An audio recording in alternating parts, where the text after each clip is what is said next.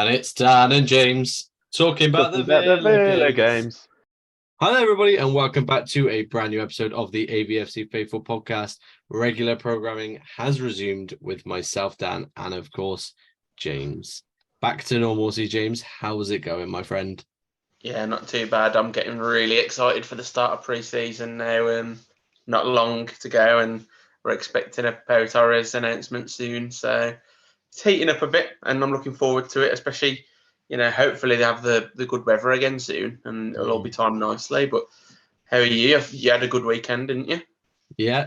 I'm definitely not suffering from a bit of a come down. I managed to head over to the Silverstone Grand Prix, the British Grand Prix for the Formula One this year. That was an exciting day, and it ended up meaning that I missed the Ashes for the Sunday as well. So it's all gone off this weekend. It's all been a bit of a hectic one, but yeah, yesterday was a write-off. I was asleep for pretty much 90% of the day. I wasn't working.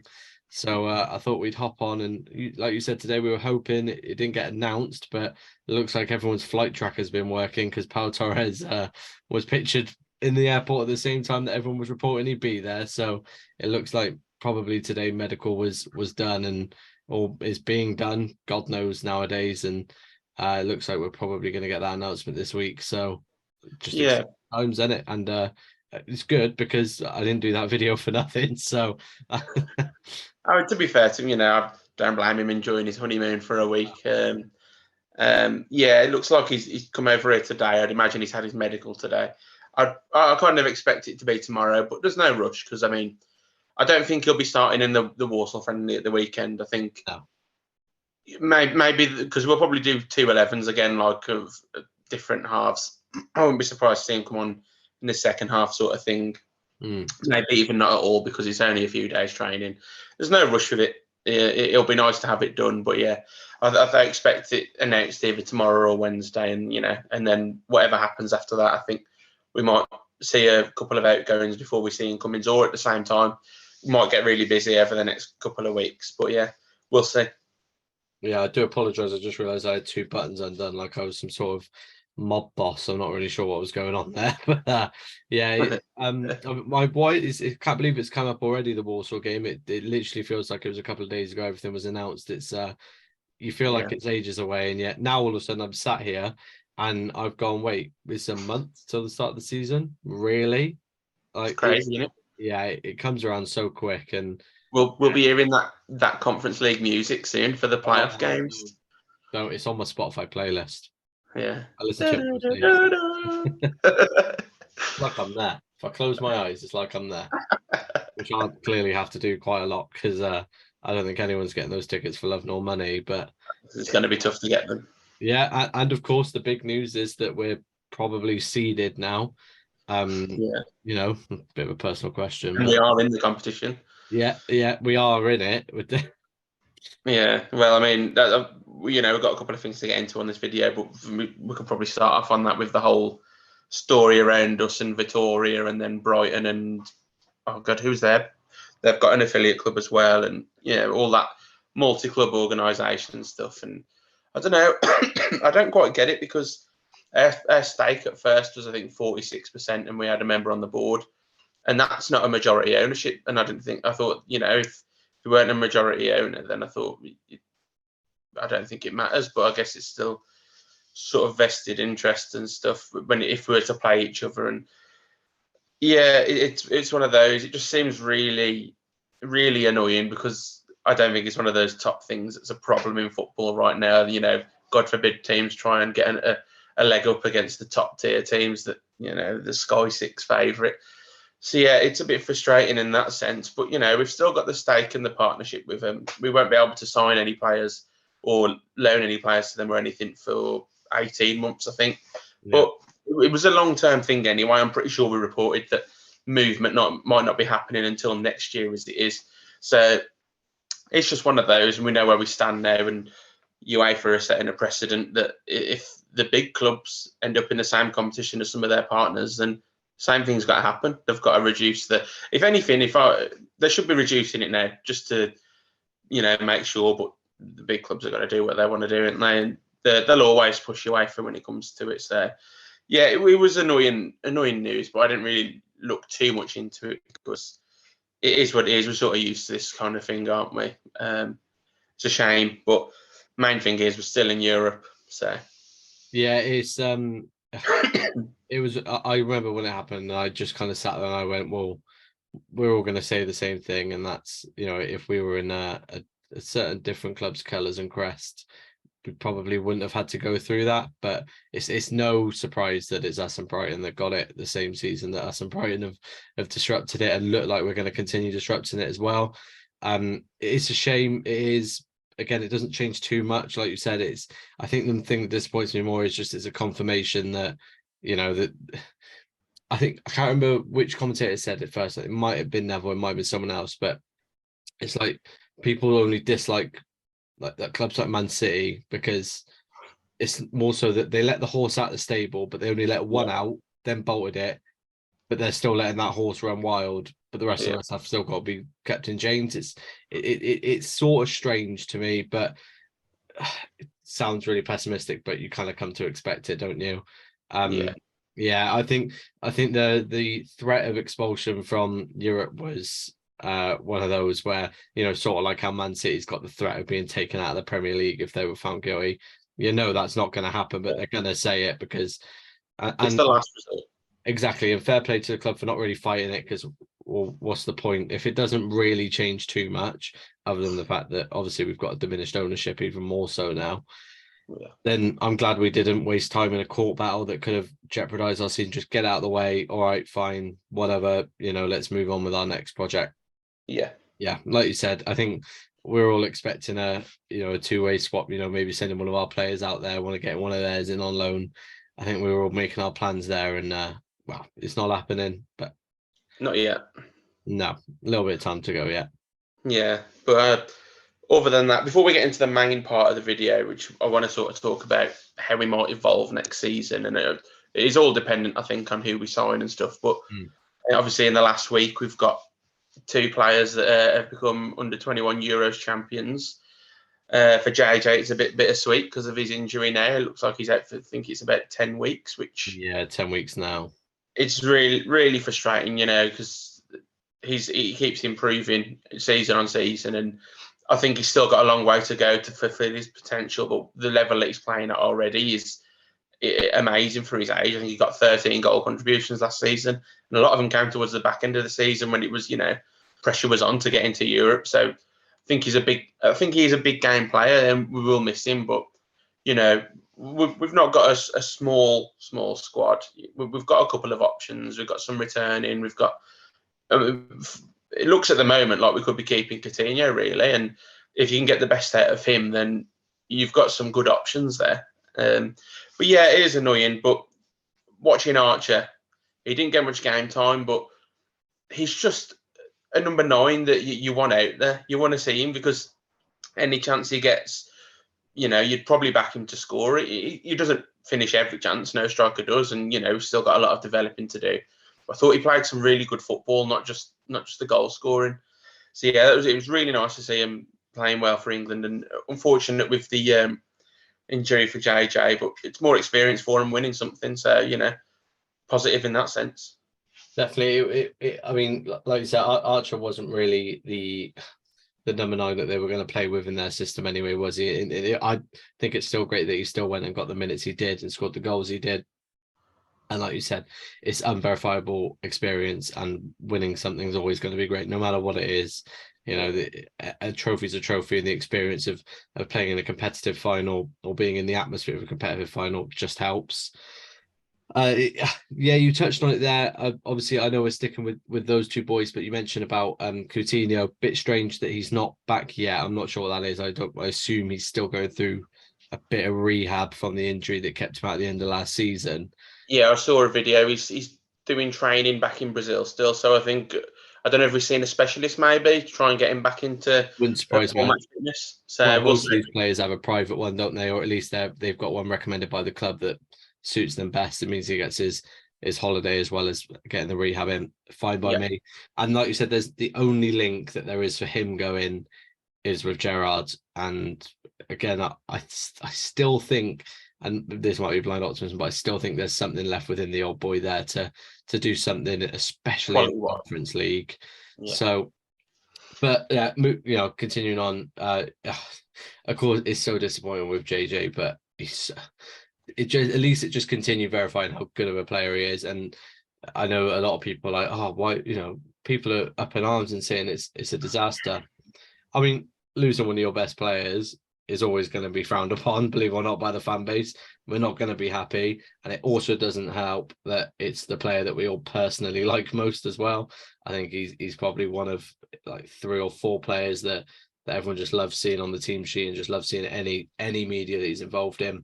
Yeah. And it's clear as day that kid's going to end up being Aston Villa captain, and he's going to be leading us for years. So it sounds weird to say, I think the injury is a bit of experience for him as well.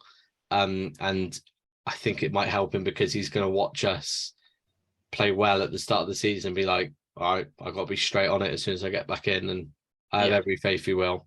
And Archer, I can't wait. Just can't wait. Yeah. And then another thing is it kind of does give him a little bit of a rest as well, Ramsey. Yeah. I think he's played so much football over the past year or so.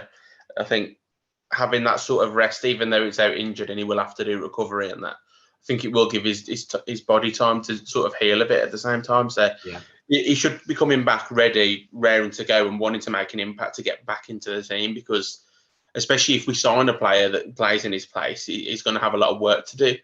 But I did tweet about it that, his injury is frustrating, but it also does open up an opportunity for other players, whether that's Coutinho returning or even his brother Aaron Ramsey taking his chance in pre-season, because they're sort of similar players. They're not exactly the same. I think Aaron's a bit more technical, whereas JJ is a powerhouse, but they both like to contribute with goals and assists. So if Aaron can step up and play at this level, especially giving him chances in like the Conference League, maybe it'd be really interesting to see if he can do that, because not all players out of the academy make it, but if you can get 2 or 3 that are in your team, it's saving you millions. So, and it gives you more money to spend in other areas. So it'll be interesting to see who gets to play there, who we might bring in to play there, and then when Ramsey's back, I'm sure he'll be ready to make an impact again. Yeah, well, out of all academy players we've got, it's just Kane gets the hater that's gone out on loan, right? That's the only out movement we've had. So, and that Mystic James over there called it.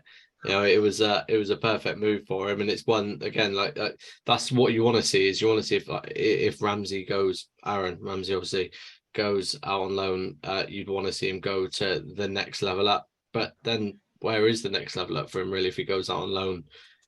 Because he's already played in a top level, 2 top level championship teams. All right, Norwich didn't match the expectations, but Borough certainly did. I mean, he could go back there, but again, it feels like, well, he's sort of shown what he can do there. Yeah.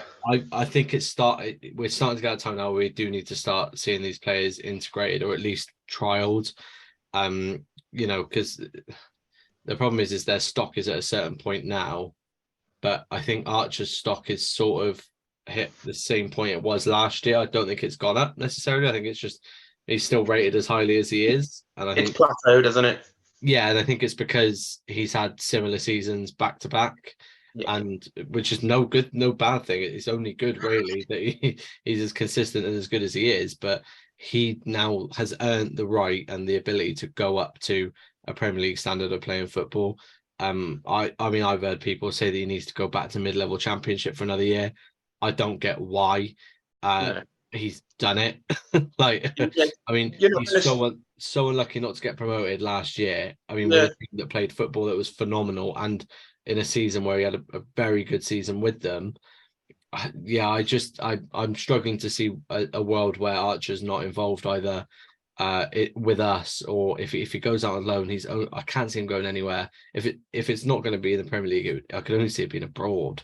The same with Aaron Ramsey. If he's not wanting to, if we don't want him to have another year in the Championship where he proved that he's got something to offer at that level, I could see them both being abroad, maybe in Spain, because you get that Spanish education that would help with Emery. But with Archer, it's one of those now. I think you just have to test him at Premier League level, because you'll never know otherwise. No. And with the competitions that we've got and the way that we play, because Archer was playing a very similar way to Watkins last year, you might as well have him on the bench and let him, give him reasonable minutes, not just 5 minutes, give him 20 or so, and then build them up. But yeah, I think it'll be interesting to see what happens with them. Archer just has to be given a chance for me. We all trust Emery's judgment and stuff, but you would learn nothing else from sending Archer back out to the Championship because he's already showed what he can offer there, and you're only going to find out what more he can offer if you play him at the higher level. And we've got the opportunity to give him that time. So I'd be shocked, to be honest, if he's not kept around for the season. I'd be really shocked because, natural born finishers like that are gold dust. And if you can do it at that level, he saves you 50, 60 million. So we'll see. Pre-season's always an exciting time for this sort of thing, really, because you see, whether you see some of the younger players, given their first chance before they go out on loan, or whether you see the ones that are just about ready, your Tim, maybe your Jaden Philogene, Archer, Ramsey. We'll see. And I'm really interested to see what happens if Finners has. I feel like he'll be scoring a bang in a couple of weeks. That's what's going to happen. He's going to score an absolute screamer for us in pre-season.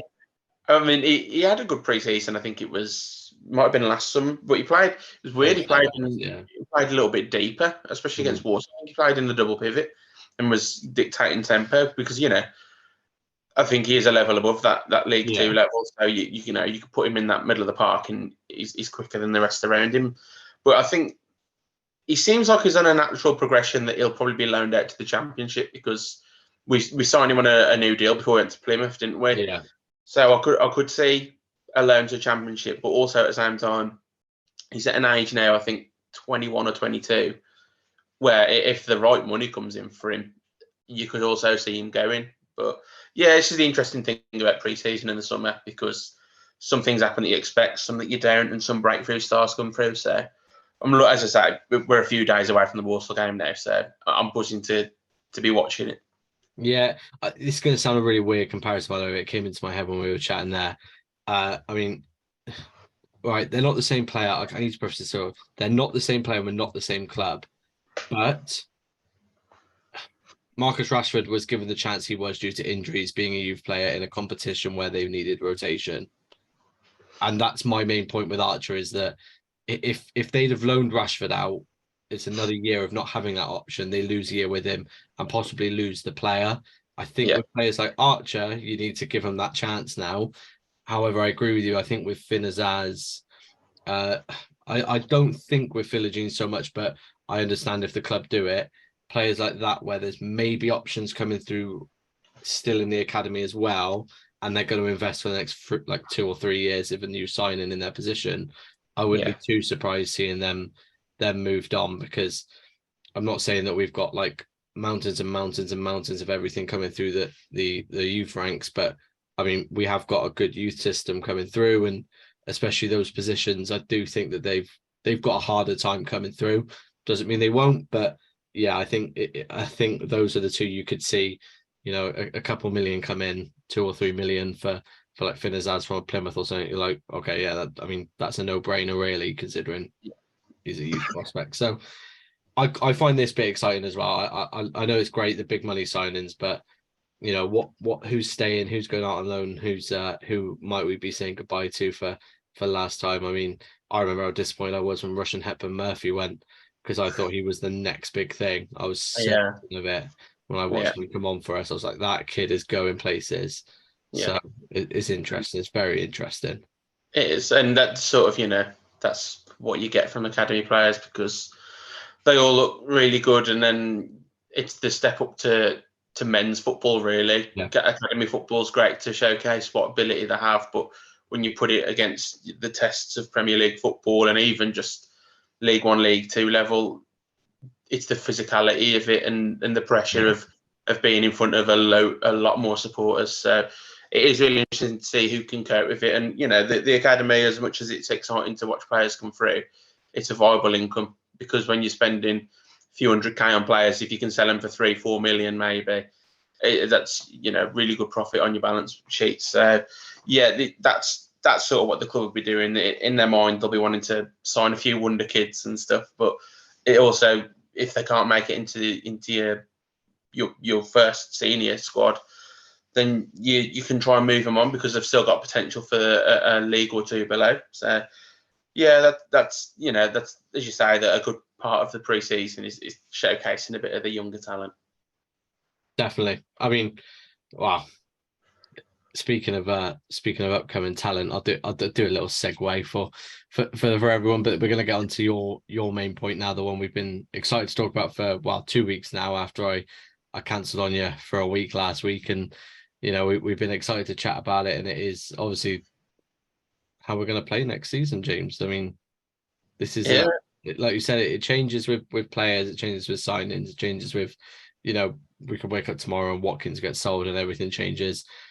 It's not going to happen, but if it did, I know it changes. But as of today, the 11th of July, we're gonna have a little chat about where we see Villa being next season. Less so position wise, but more so style wise, because this is something I'm now interested in. Last year, I'm like, I don't care how we play, just win.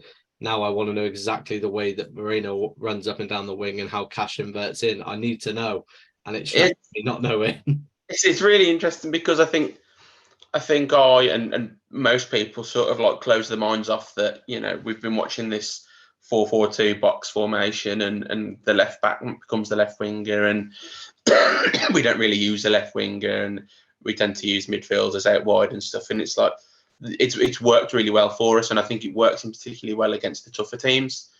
I think you can exploit the wider areas and stuff further up the pitch, but when you read some of Emery's older quotes, I think when he first joined Arsenal, there was a really long interview. It was in Spanish, he had to translate it.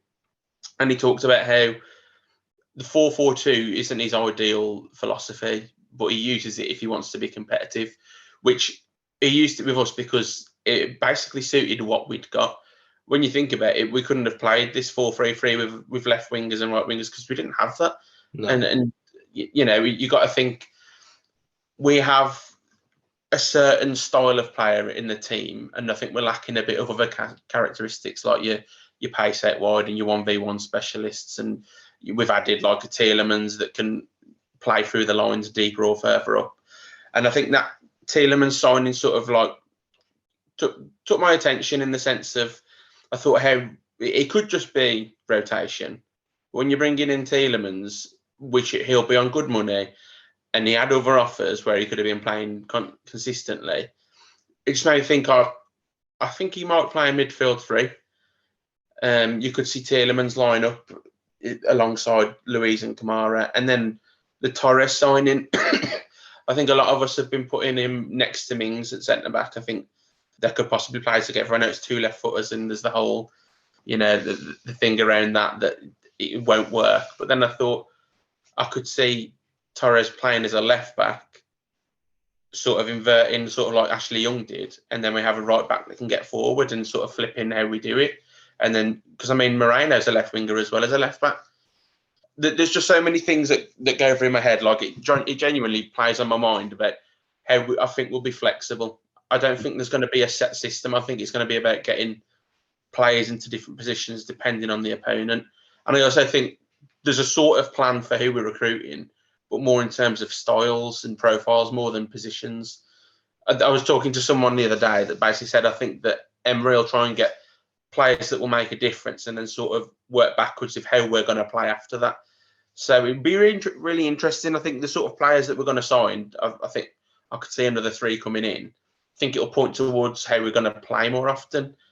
But it's genuinely, there's a bit of a mystery around it for me, because I think it'd be easy to envisage the 4-4-2 carrying on. But knowing it's not Emery's preference in general, I think if you gave him some of the best players, you'd see more expansive football. So it's really interesting. We're going to have to see who comes in next, but that's sort of more exciting for me, not knowing what to expect. Do you know what I mean? Yeah, it's I mean, why you look at what we've been linked with of recent, we've been linked with very good wingers, which would indicate to me, and especially the way that Ramsey can play, like you said, that he may be transitioning to the three and to using more traditional wide players like you've mentioned. it's I mean, what like you're getting linked with players like Moussa Diaby and Brennan Johnson and stuff that you're going to expect that they're going to be playing the positions that they're probably very versatile and very well versed in. But again, it's Unai Emery. You don't really know what the man's thinking until you see it on the pitch, and that's sort of the beauty of the man, isn't it? But I mean, for a bloke of his level, you can tell that what he sees on that pitch and the reason why he works the way he does is he knows that that's not his finished article, and he knows while it's working, there's so many gaps that he wants to plug. I could see us go into a back five at times next year. I mean, I could see, like you said, oh wow, yeah, five turned into a three. You know, it's so many ways that squad of players that we've got right now, let alone adding any in, can be played in. I think if you're adding, you know, a winger, a striker, I'd probably obviously the reserve goalkeeper, hopefully. But you know, if you're taking two more attackers in there, you've then got Duran, Archer, Watkins, Bailey, Buendia, Ramsey, and two more possibly. That's 8 attackers. You need to figure out where they're going to go. All right, Ramsey plays a bit of both, and so does Buendia, but that's still 6. You know, there's a lot to manage there, and I think that like you said, it does point a different direction as soon as that signing comes in. But even just the links now, you know, as much as we all don't want to believe every link, there's no smoke without fire, really. And I think one of those links has got to have stuck somewhere. I mean, Pau Torres has been spoken about for long enough, and that stuck very clearly. That stuck. So I'll be very interested. You know, we had the Ferran Torres was another link. There you go. That was another one. We had Asensio as well. So either, you know, all the media outlets are listening to the AVFC Faithful and various other Villa-based podcasts where we've all said we want a winger, or there's a clear identity from the club going for one. I think you're right, and I think the reason the man works so much is he wants to make the club a sustainable sort of outlet and a sustainable squad. And you don't get sustainability if you don't have a separate plan or separate idea. We're not there yet, but I mean, City are the way they are because they can adapt on the spot if they need to. They very rarely need to, but you can see them do it. And it's the reason why they did what they did last year. It's the reason why they are the club they are. And you know, the type of manager that does that is the type of manager we've got. Yeah, and I think a big thing for us will be when you look at the links. A lot of these players are flexible. Look at Tyler Adams; he can play in the middle, or he can play right back. Look at Brennan Johnson; he can play out wide, or he can play central. Pedro Gonçalves; he can play out on the left, or he can play central, or he can play 10. He can even play as an 8. Flexibility is a really big thing for us, I think, because if you have an injury or something, or if your current plan is sort of a bit sterile after a couple of sticky results, you want to be able to change it up a bit. You want to be able to refresh it. Otherwise, you're going to be stuck in a rut of playing the same things. And, you know, if you keep doing the same things and expecting different results, you know, that's insanity. So I think having a bit of exactly, and I think having that sort of flexibility, having the different profiles of player that can, like the Nonto links, it's not like an out left winger in the sense of he's like this pacey. He's similar to Matoma in the way that he'll like to go either way. He'll like to cut inside or go on the outside or dribble with the ball or link up. He's not like a Martinelli that's direct into the box and a finisher. So it's going to be really interesting to see who we bring in. And I do think that having the sort of flexibility in the squad that they can cover positions or they can allow us to play in a different way. The same with like Coutinho. We could even play central or we could play out wide or as a 10. It's one of those. I can't remember. There was someone, what's his name? I think it's Dan Pritchard on Twitter. I think he does like the analysis threads, and he put a quote out there. I'll find it. He put a quote out about, I think it was biodiversity, and it sort of like really stuck well with football. So biodiversity or biological diversity is the variety and variability on life on Earth. And I think when you think about biodiversity is adapting to the conditions.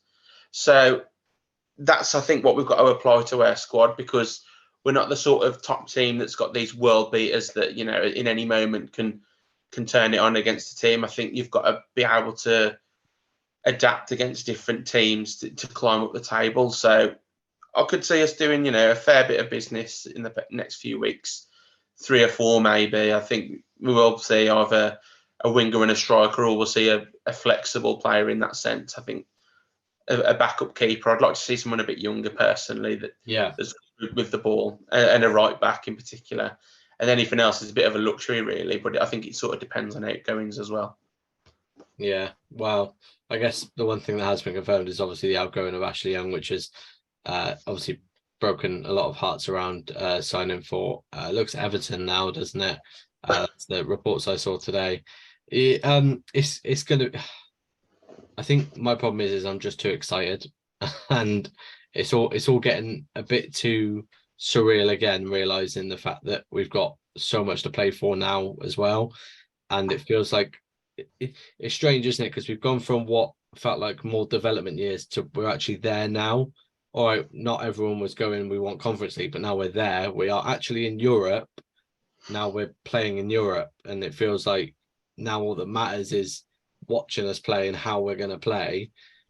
It just does depend. And I mean, it feels like we're touching on to a bit now, but you're looking at what's happening around, and I think too many people have been a bit too reactionary with the idea that we're not being quick enough, which is baffling to me because I don't know if people know this, but the window doesn't shut till the 1st of September. So, and it's the 11th of July.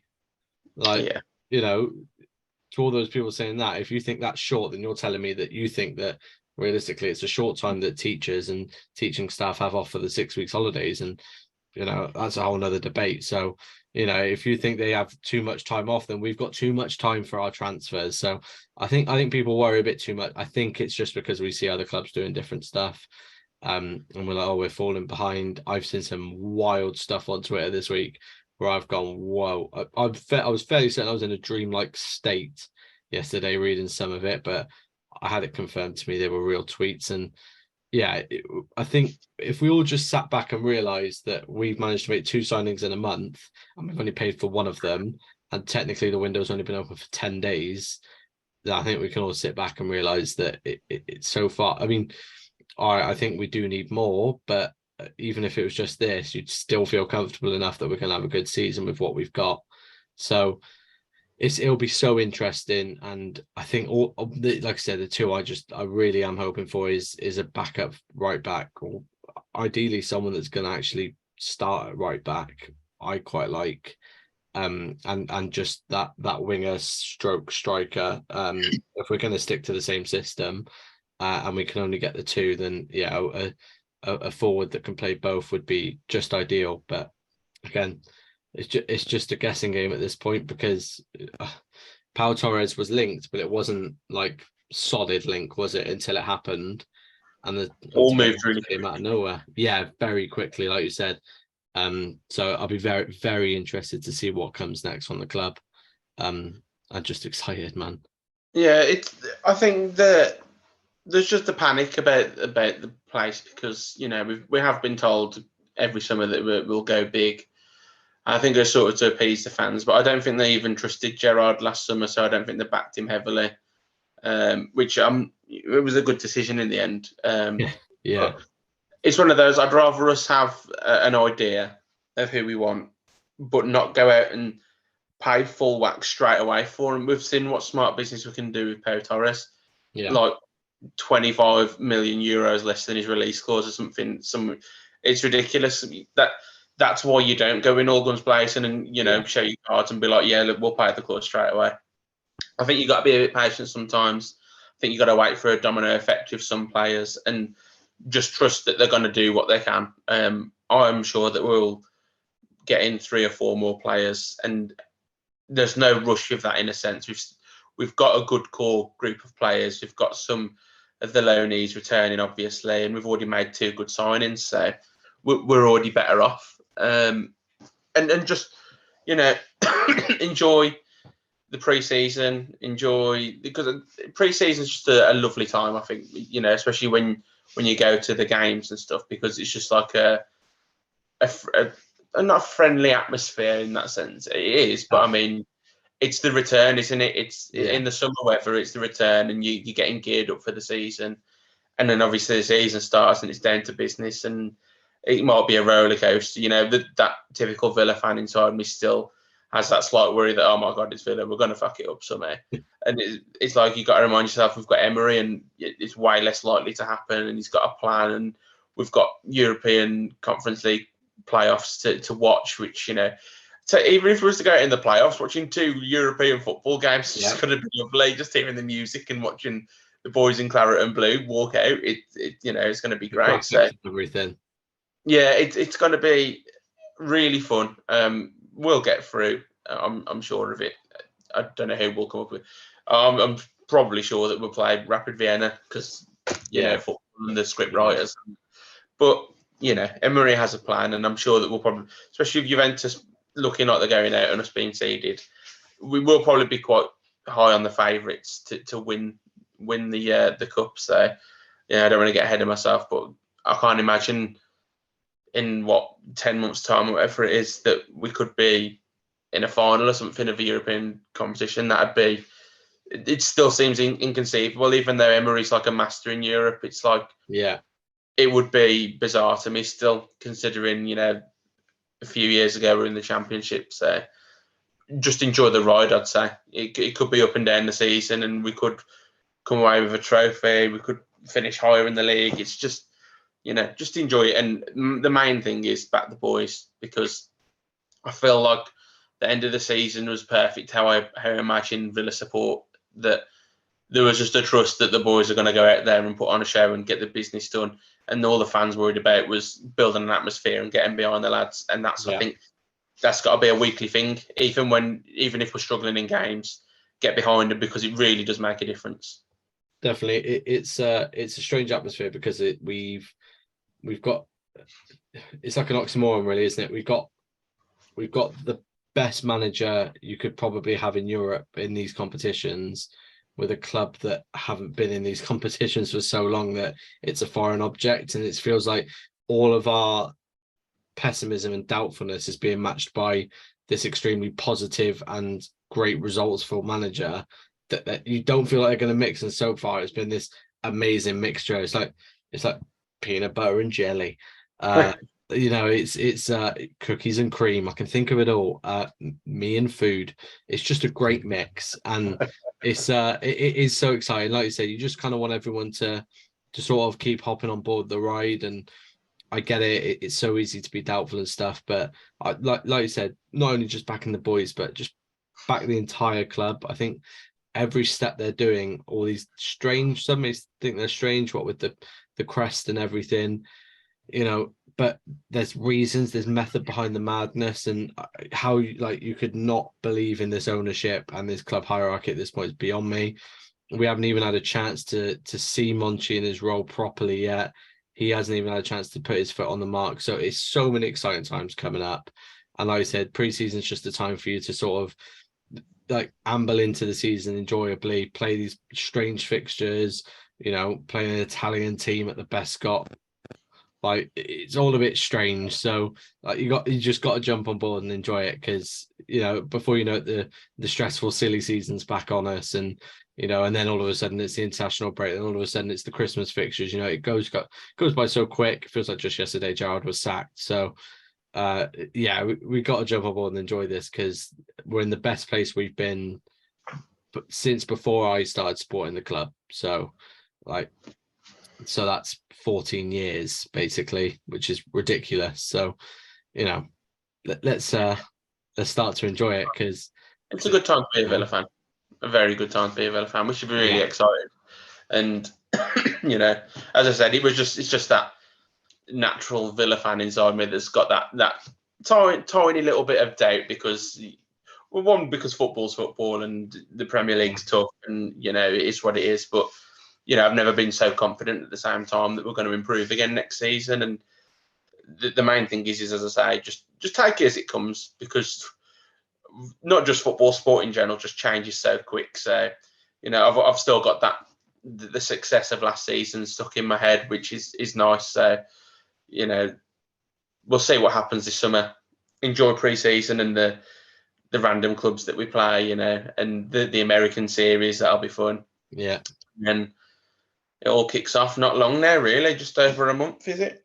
Just over a month. Yeah, around that. Yeah, basically about a month. Yeah. Yeah, and then it all starts again, and especially for the people on Twitter, it's a lovely 9 months of debate, basically a civil war, and then sometimes elation. So Yeah. Sel's ready for it because it's always a great fun ride, isn't it, on Villa Twitter? Oh yeah. Well, it's officially a month today, isn't it? The season. I just realised because we've got the Friday night football game that technically starts it. So yeah, true. It's yeah, I mean, if we call a civil war, it's like the beginning now, isn't it? I mean, if you were going through like basically the first shot's been fired at the start of the preseason, like yeah, in about 2 months we're gonna be in deep. As soon as we see Bailey start a game again, or Matty Cash has a long throw, something's gonna go awry.